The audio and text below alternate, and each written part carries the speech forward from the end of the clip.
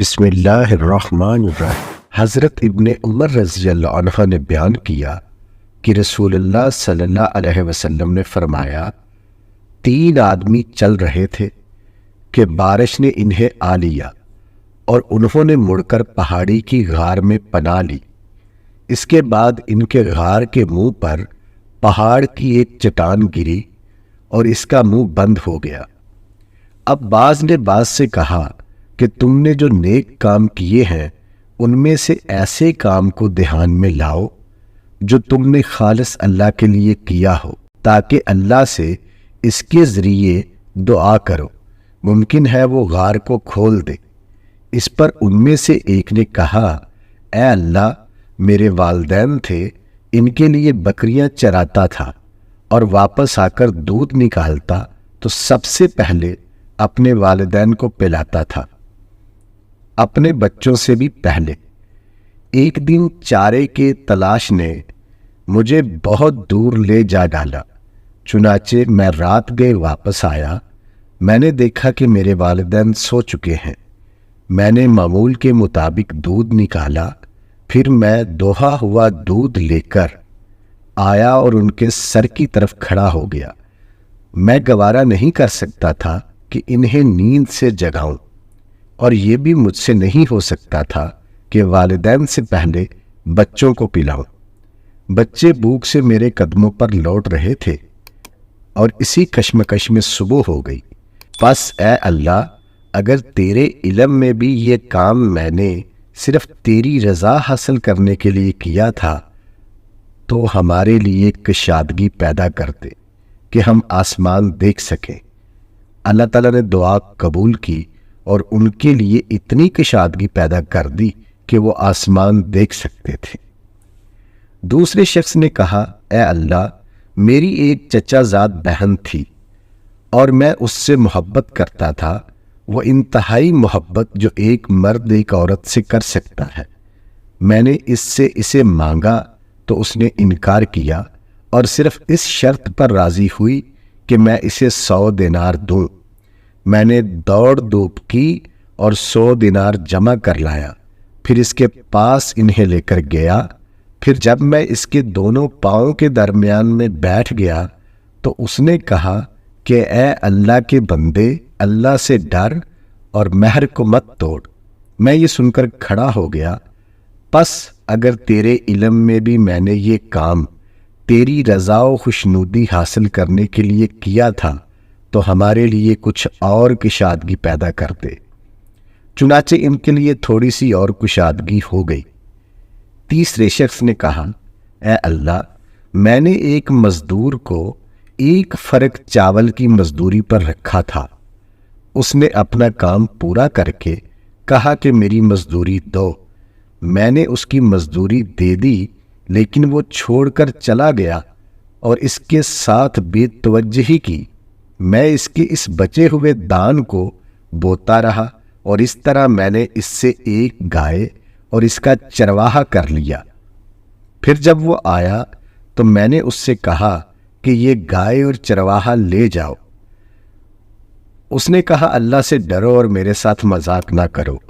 میں نے کہا کہ میں تمہارے ساتھ مذاق نہیں کرتا، اس گائے اور چرواہے کو لے جاؤ۔ چنانچہ وہ انہیں لے کر چلا گیا۔ پس اگر تیرے علم میں بھی میں نے یہ کام تیری رضا و خوشنودی حاصل کرنے کے لیے کیا تھا تو چٹان کی وجہ سے غار سے نکلنے میں جو رکاوٹ باقی رہ گئی ہے اسے بھی کھول دے۔ چنانچہ اللہ تعالیٰ نے ان کے لیے پوری طرح کشادگی کر دی، جس سے وہ باہر آ گئے۔ ابن عباس رضی اللہ عنہ بیان کرتے ہیں کہ ایک شخص رسول اللہ صلی اللہ علیہ وسلم کے پاس آیا اور اس نے کہا کہ رات میں نے خواب میں دیکھا کہ ایک ابر کا ٹکڑا ہے جس سے گھی اور شہد ٹپک رہا ہے۔ میں دیکھتا ہوں کہ لوگ انہیں اپنے ہاتھوں میں لے رہے ہیں، کوئی زیادہ اور کوئی کم، اور ایک رسی ہے جو زمین سے آسمان تک لٹکی ہوئی ہے۔ میں نے دیکھا کہ پہلے آپ صلی اللہ علیہ وسلم نے آ کر اسے پکڑا اور اوپر چڑھ گئے، پھر ایک دوسرے صاحب نے بھی اسے پکڑا اور وہ بھی اوپر چڑھ گئے، پھر ایک تیسرے صاحب نے پکڑا اور وہ بھی چڑھ گئے، پھر چوتھے صاحب نے پکڑا اور وہ بھی اس کے ذریعے چڑھ گئے، پھر وہ رسی ٹوٹ گئی، پھر جڑ گئی۔ حضرت ابوبکر رضی اللہ عنہ نے عرض کیا، یا رسول اللہ، میرے ماں باپ آپ پر فدا ہو، مجھے اجازت دیجیے میں اس کی تعبیر بیان کر دوں۔ اور حضرت صلی اللہ علیہ وسلم نے فرمایا کہ بیان کرو۔ انہوں نے کہا، سایہ سے مراد دین اسلام ہے، اور شہد اور گھی ٹپک رہا تھا، وہ قرآن مجید کی شرینی ہے، اور بعض قرآن کو زیادہ حاصل کرنے والے ہیں، بعض کم، اور آسمان سے زمین تک کی رسی سے مراد وہ سچا طریق ہے جس پر آپ صلی اللہ علیہ وسلم قائم ہیں۔ آپ صلی اللہ علیہ وسلم اسے پکڑے ہوئے ہیں، یہاں تک کہ اس کے ذریعے اللہ آپ کو اٹھا لے گا، پھر آپ کے بعد ایک دوسرے صاحب آپ کے خلیفہ اول اسے پکڑیں گے، وہ بھی مرتے دم تک اس پر قائم رہیں گے، پھر تیسرے صاحب پکڑیں گے، ان کا بھی یہی حال ہوگا، پھر چوتھے صاحب پکڑیں گے تو ان کا معاملہ خلافت کا کٹ جائے گا، وہ بھی اوپر چڑھ جائیں گے۔ یا رسول اللہ، میرے ماں باپ آپ پر قربان ہو، مجھے بتائیے کیا میں نے جو تعبیر دی ہے وہ غلط ہے یا صحیح؟ اور حضرت صلی اللہ علیہ وسلم نے فرمایا کہ بعض حصہ کی صحیح تعبیر دی ہے اور بعض کی غلط۔ حضرت ابوبکر رضی اللہ عنہ نے عرض کیا، پس واللہ آپ میری غلطی کو ظاہر فرما دیں۔ حضرت صلی اللہ علیہ وسلم نے فرمایا کہ قسم نہ کھاؤ۔ ابو موسیٰ اشعری رضی اللہ عنہ نے بیان کیا کہ نبی کریم صلی اللہ علیہ وسلم مدینہ کے باغات میں کسی باغ کی طرف اپنی کسی ضرورت کے لیے گئے، میں بھی آپ کے پیچھے پیچھے گیا۔ جب حضرت صلی اللہ علیہ وسلم باغ میں داخل ہوئے تو میں اس کے دروازے پر بیٹھ گیا اور اپنے دل میں کہا کہ آج میں حضرت کا دربان بنوں گا، حالانکہ آپ نے مجھے اس کا حکم نہیں دیا تھا۔ آپ اندر چلے گئے اور اپنی حاجت پوری کی، پھر آپ کنویں کی منڈیر پر بیٹھ گئے اور اپنی دونوں پنڈلیوں کو کھول کر انہیں کنویں میں لٹکا لیا۔ پھر ابوبکر رضی اللہ عنہ آئے اور اندر جانے کی اجازت چاہی۔ میں نے ان سے کہا کہ آپ یہیں رہیں، میں آپ کے لیے اجازت لے کر آتا ہوں۔ چنانچہ وہ کھڑے رہے اور میں نے حضرت صلی اللہ علیہ وسلم کی خدمت میں حاضر ہو کر عرض کیا، یا نبی اللہ، ابوبکر رضی اللہ عنہ آپ کے پاس آنے کی اجازت چاہتے ہیں۔ فرمایا کہ انہیں اجازت دے دو اور انہیں جنت کی بشارت سنا دو۔ چنانچہ وہ اندر آ گئے اور حضرت صلی اللہ علیہ وسلم کی دائیں جانب آ کر انہوں نے بھی اپنی پنڈلیوں کو کھول کر کنویں میں لٹکا لیا۔